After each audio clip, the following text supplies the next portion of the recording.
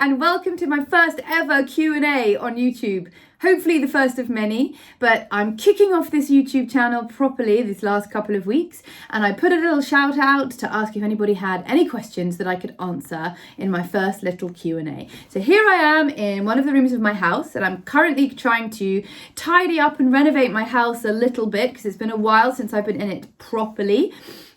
Excuse the chaos that you cannot see. Bill Murray's in the other room, the dog hanging out. You might come in and be involved shortly. And it's wild and stormy outdoors, but it's a beautiful bright day nonetheless. So people have sent me questions. I'm going to take maybe 6 or 7 of those questions and try to answer them for you. In the future, there'll be more specific question categories, I guess, as I prepare for some of my bigger hikes this year, as I prepare to write my courses and launch those, my retreats, and all the other things that I'm planning to do.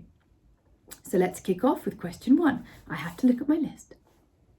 What am I currently doing in Cornwall? Okay, it's a great question. I think it was from somebody on Instagram. Yes, after this winter that has seemed kind of interminable, really, I am planning for spring and summery lovely things. I have a book 2 proposal I'm still working on. That's taking much longer than I actually thought it would to get my head around it. I feel like the process of writing my first book, Unlost, which was released last year, if you're not aware of it, about chronic pain and hiking the Appalachian Trail. It's a good adventurous romp. That took a lot of my heart and soul to put my story down on paper. And I thought, I'll just get straight into the next book.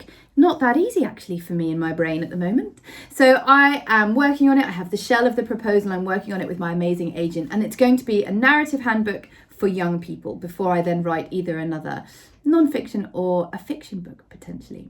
So aside from writing, I'm also preparing to write some courses that I will be delivering about the outdoors, but that's a secret for a later time with a bit more detail. I've got my first retreat in March and I'm prepping for that, figuring out kit lists, organising all the great practitioners who are going to deliver some things for that. There are actually 3 places left, and you can find all about the Unlost retreats on my website, gailmuller.com. It's going to be amazing. We've got yoga I'm preparing, sea swimming with a coach, coaching, hiking, local trails and local history in Cornwall. And then the same similar retreat will go again in June, but with more people because there'll be outdoor camping offered too. So I'm preparing that in Cornwall at the moment, planning it. I used to plan a lot of stuff when I was a teacher.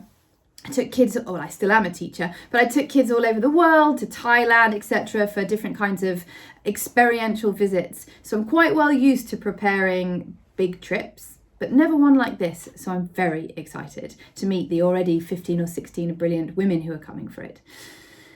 I'm also thinking about doing a sailing course. I need to re-up my skills for being out on the water.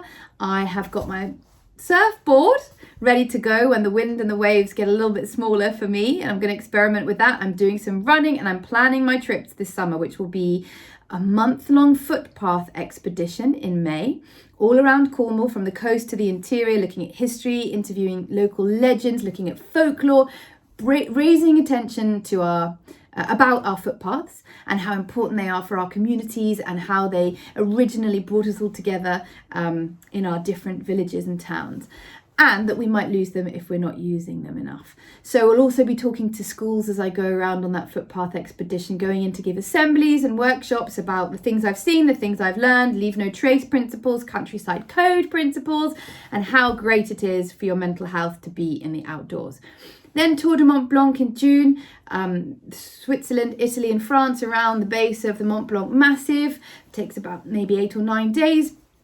Maybe the GR20, the length of Corsica in July, and then 2 weeks volunteering on the Appalachian Trail in August, which I've wanted to do for 2 years, and it's been cancelled each year because of COVID. I want to give back to the trail, so I'll be learning lots of stuff about getting stone staircases and drainage improved on mountains in Maine, in the wilderness, and I cannot wait to go and do that. And potentially September, November, a Copperfield fundraising hike in the Sahara. So quite a few things that I'm planning and are coming together down here in Cornwall. I'm planning the year ahead, and it's exciting. And of course, I'm doing sea swimming and I'm getting out hiking and seeing some great friends. So that's what I'm doing at home at the moment in Cornwall. The next question that I get asked is, how do you fund your hiking trips? And it's a very good question, because hiking trips aren't only expensive because you need some gear. You never need the most expensive gear. And, secondhand gear is great. Secondhand, cheap gear is great. As long as you're safe, protected from the elements and comfortable, it doesn't matter what you're wearing, as long as it's hike appropriate. But it does cost money to provision yourself, to get to where your hike is, to have some of the equipment you must have, like good shoes, decent socks, a good pack that doesn't rub you and can hold all of your gear in it properly, a battery charger, probably a phone, camera if you want to take pictures, phone, camera, same, for a lot of people. But you also have to factor in the fact that you're not working for the time that you're hiking. So it does need some management in terms of financials and knowing that you can cover, when you go away, all of your bills if you're not able to rent where you live, or if you're not able to have any passive income. And then don't forget, when you come back from a hike, you will need to take some time also to reintegrate, if it's a very long hike, to reintegrate back into finding a job, finding a place to live, getting back into the swing of things. So for me, to make sure I fund my hikes well, I have always worked as a teacher and then latterly as an international traveling tutor with families. So I will do short traveling placements with families, or I'll do online tutoring for a period of time. Make sure I get those students to have the best experience they can, get over whichever hurdle it is they're facing, emotional, behavioural, or mostly academic, mixed with those things. Because you have to be in a good place and feel good in order to open yourself up to learning and the chance that you might fail when you're studying and doing exams and writing essays. If you're too afraid to fail, then you're never going to lean in. And if you're never going to lean in, you're never going to reach your potential. So I work with students not only to deliver my key subjects, which are English, history, philosophy, theology, geography, and those subjects, teach some other ones as well, but those are my key areas. But I also help build confidence, self-esteem, and help to dismantle some of the things that they're facing, those beliefs about themselves that aren't necessarily true but hold them back. So I save money when I'm tutoring. I save a lot of money, well, as much money as I can. And then when I do go away, I'm lucky enough to own this house and I live in it for a lot of the year. But when I go on expeditions, I do rent it for short-term rentals because I live in Cornwall and it rents because people want to come here. So that's how I fund my hiking, work and renting my home. There are lots of other ways that people do fund their hikes, and that is for another video in more detail. Question 3, how do I know when I'm hiking, or in life in general, I imagine, when to stop and when to persevere? I think potentially if you've read my book, you will know that there was a period on the trail when I've damaged my foot very badly, and it turned out to be a lot worse than anybody had thought, even the medics. So I persevered for a very long time on a foot that was very badly damaged, in extreme pain, but refusing to give up. And eventually I had to get myself off the trail for a short period of time to allow it to recover. In reality, I needed to get off completely, but I didn't realise this. I think that when you struggle with a chronic illness like I have, you always try to push yourself as far as you can. And it's really hard to learn the lesson that actually stopping doesn't mean you're a failure. It means that you're listening to your body, listening to your mind and your heart, and giving yourself some space and some time to recover, have a breather, take stock, so that you can go again. With chronic illness, you don't know that it will ever end. So any window that you get of respite, where you get a little bit of peace or a little bit of pain receding, you're so keen to do stuff that you push and push and push and push. And what I learned through that process of many years of chronic illness is that when you push really hard, you end up much further back than you were before you got the respite. So it's a pointless task to keep pushing yourself into a worse place. So on the trail, I did consider carrying on and eating even more strong painkillers. But I realised that if I wanted to finish the Appalachian Trail, which was always my life's dream, if I wanted to get to the end somehow, then I would have to accept from my learning from my previous illness that sitting down and taking time out doesn't mean you failed, it doesn't mean you won't finish, but what it does mean is that you're listening to your body. And it was the right thing to do because I was able to get back on trail a month later and finish the trail. So I would say it's a long lesson to learn to listen to your own body, and only you will know the signs of when to give up. But when you are not enjoying the process, when the pain outweighs the pleasure, when it's bloody mindedness and sheer fear that keeps you going, fear of what people might say about you, fear of what you might think of yourself, fear of what it says about you, whatever it is that you are worried about giving up, whether it's a relationship, a trail, a job you don't like, a career choice you made and you were adamant that was the right thing and turns out it wasn't the right thing, it doesn't make you happy. You have to sit quietly with yourself and understand that your body and your brain, in one way or another, with mental health or physical health, will be giving you a sign of what you need to do. So listen to that and let that lead you. Don't let your ego or your fear of what anyone else thinks lead you. And sometimes the worst decisions, the ones that feel the most painful, the most tragic, the most humiliating, they're the ones, if you can just open those doors and walk through them, they're the ones that have the greenest pastures on the other side of them. So don't fear that giving up ever means that you've lost. Often it means when you look back, you absolutely won. Question 4, where does my self-confidence come from?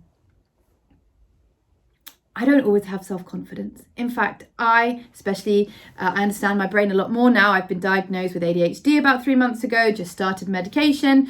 I have a lot of voices in my head that tell me that I'm no good, who I often, having stolen this phrase from a friend, Anna, the shitty committee in my brain is often really happy to tell me that my ideas are shit and I'm no good at anything and nobody wants to listen to me anyway.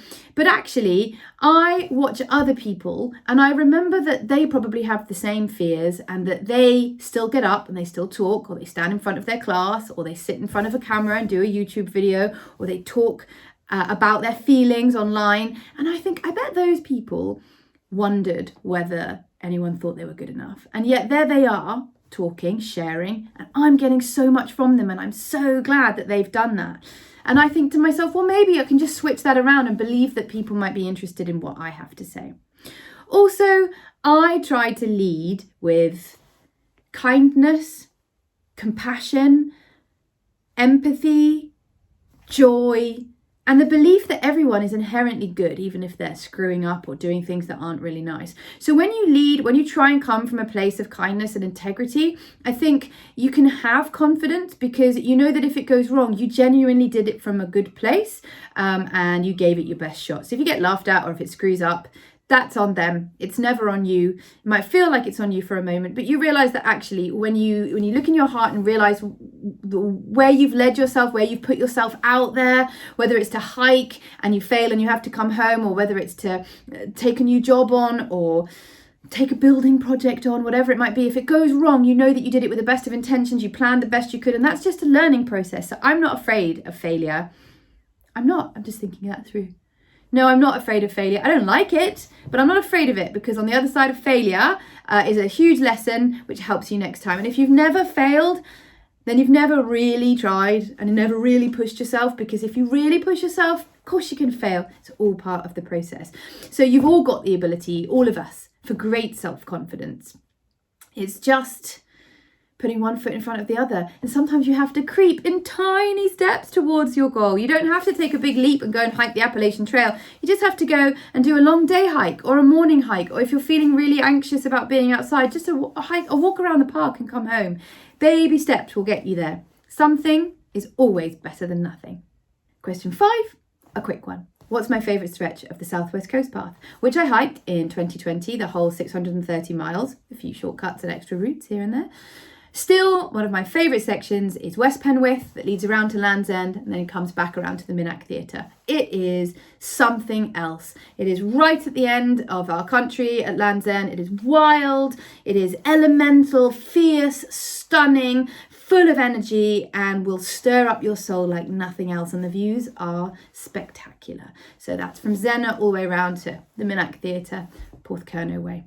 Question 6, what size hiking pack do I take on long hikes? I take the Gossamer Gear Mariposa 60 is my go-to, so 60 litres with lots and lots of pockets on the outside. I'll do a little video about my gear at some point.